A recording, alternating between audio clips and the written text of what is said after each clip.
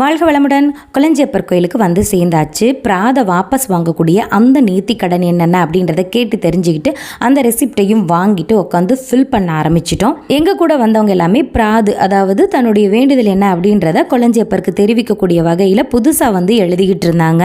எழுத வேண்டியதெல்லாம் எழுதினதுக்கப்புறமா உள்ளே இருக்க ஆஃபீஸர் கிட்ட புது மனு, அதுக்கப்புறம் வாபஸ்க்கு இதுக்கெல்லாம் எவ்வளவு அமௌண்ட் கட்டணும், காணிக்கை என்ன செலுத்தணும் அதெல்லாம் கேட்டு தெரிஞ்சுக்கிட்டதுக்கு அப்புறமா அவர் நம்ம கொடுத்த மனுவை அழகாக ஃபோல்டு பண்ணி பச்சை கலர் நூல் கட்டி கொடுத்தாரு. அதை வாங்கிட்டு நேராக கொளஞ்சியப்பர் சன்னிதானத்துக்குள்ளே வந்தோம். ஐயர் நம்ம கொடுத்த அந்த சீட்டை எல்லாத்தையுமே கொளஞ்சியப்பருடைய பாதத்தில் போட்டு சிறப்பாக பூஜை பண்ணி நீங்கள் நினச்சது எல்லாமே நடக்கும் அப்படின்னு சொல்லிட்டு நம்மளை முனியப்பன் சன்னதிக்கு கூட்டிகிட்டு போவாங்க.